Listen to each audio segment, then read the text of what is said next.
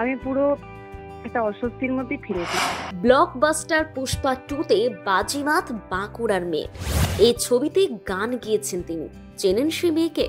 তিনি অর্পিতা চক্রবর্তী। কিভাবে এলো সেই সুযোগ? জানেন তার এই গানের জার্নিটা কতটা কঠিন? শুনলে চোখে জল আসবে আপনারও। প্রথম বাংলাকে এক্সক্লুসিভ সাক্ষাৎকারে সবটা জানালেন অর্পিতা। একটা কালো ভ্রমর গুনগুন আল্লু অর্জুন অভিনীত দক্ষিণী ব্লকবাস্টার ছবি পুষ্পা 2 রিলিজের পর থেকেই একের পর এক রেকর্ড ভেঙে চলেছে বক্স অফিসে। দক্ষিণী তারকা আল্লু অর্জুনের অভিনয় দক্ষতা মন কেড়েছে দর্শকদের। সেই পুষ্পা 2 সিনেমায় রয়েছে বাঁকুড়ার যোগ। অবিশ্বাস্য হলেও এটাই সত্যি। বাঁকুড়ার মেয়েই গিয়েছে পুষ্পা 2 ছবির গান। গানের নাম ফিলিংস। সিনেমাতে গান গেয়েছেন ঝুমুরিয়া সুভাষ চক্রবর্তীর কন্যা অর্পিতা চক্রবর্তী। তিনি মুখ্য গায়িকা হিসেবে পুষ্পা 2 সিনেমার বাংলা ডাবিং এর ফিলিংস গানটি গেয়েছেন। গানটি লিখেছেন শ্রীজাত, সুর দিয়েছেন দক্ষিণের তারকা সুরকার দেবী শ্রীপ্রসাদ। ছোট থেকে বাবার আদর্শে বড় হয়েছেন অর্পিতা। বাঁকুড়ার বেলিয়াতোরে লোকগান শুনে আর চর্চা করেই বড় হয়েছেন তিনি। বাঁকুড়ার ভাদু, টুসু, বাউল এবং লোকগীতির চর্চা করেছেন রীতিমতো। ছোট থেকেই বাবাকে গান লিখে মঞ্চস্থ করতে দেখেই বড় হয়েছেন তিনি। অর্পিতা জানিয়েছেন, গানের ক্ষেত্রে বাবাই ছিলেন তার অনুপ্রেরণা। ভালোবাসা থেকেই শুরু সঙ্গীত চর্চা। এরপর পুষ্পা 2 সিনেমার গান গাওয়ার সুযোগ আসে অর্পিতার কাছে। অর্পিতা জানালেন, একদিন প্রোগ্রাম শেষ করে সবে ফিরেছি। হঠাৎ ফোনে জানানো হয় পুষ্পা 2 সিনেমার জন্য আমাকে গান গাইতে হবে। আমি তো আকাশ থেকে পড়েছি, কারণ এমনটা আমার স্বপ্নেরও বাইরে ছিল। আমি তখন উত্তেজনায় কাঁপছিলাম।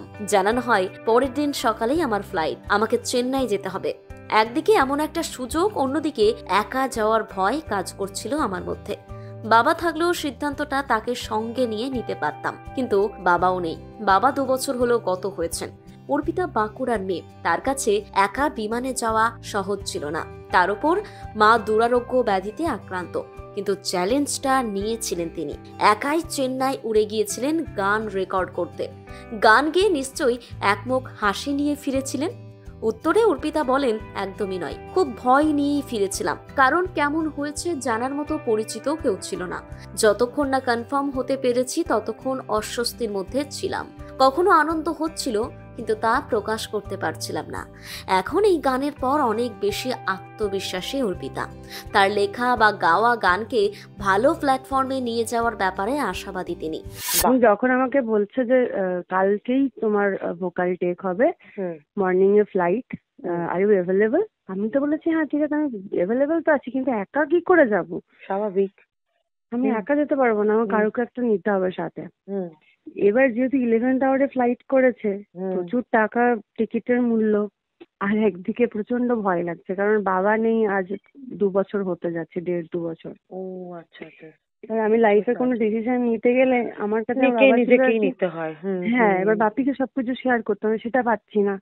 আমার মা অসুস্থ, মায়ের কেমো চলছে, মা অলরেডি ব্রেন টিউমার পেশেন্ট। আমার ওখানে একদম কেউ চেনা না, কেউ পরিচিত না, যে কারুকে আমি পরে জানতে পারবো নক করে যে কিরকম হলো বা কিছু, সেই কোনো অপশন নেই।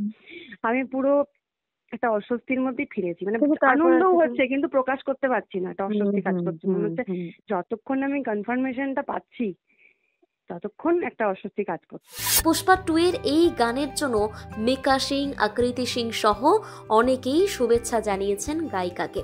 শিক্ষা জীবনে কলকাতার রবীন্দ্র ভারতী থেকে লোকগান নিয়ে মাস্টার সম্পন্ন করেন বাংলা তথা বাঁকুড়ার মেয়ে অর্পিতা।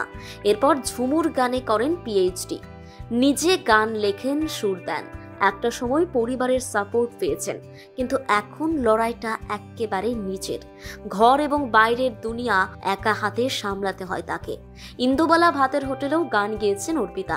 তখন বাবা মৃত্যুশয্যায় হাসপাতালে ভর্তি। সেই অবস্থায় ওই ছবির জন্য গিয়েছিলেন মৈথিলি ফোক। 2020 সালে তাকে দেখা গিয়েছিল জি বাংলার সারেগামাপায়। এখন কাজের জন্য থাকেন কলকাতায়। তবে বাঁকুড়ার সঙ্গে রয়েছে নিবিড় যোগ। প্রতিদিনই এখন সঙ্গীত পরিবেশন করছেন বাংলার বিভিন্ন প্রান্তে। প্রথম বাংলা ব্যুরো।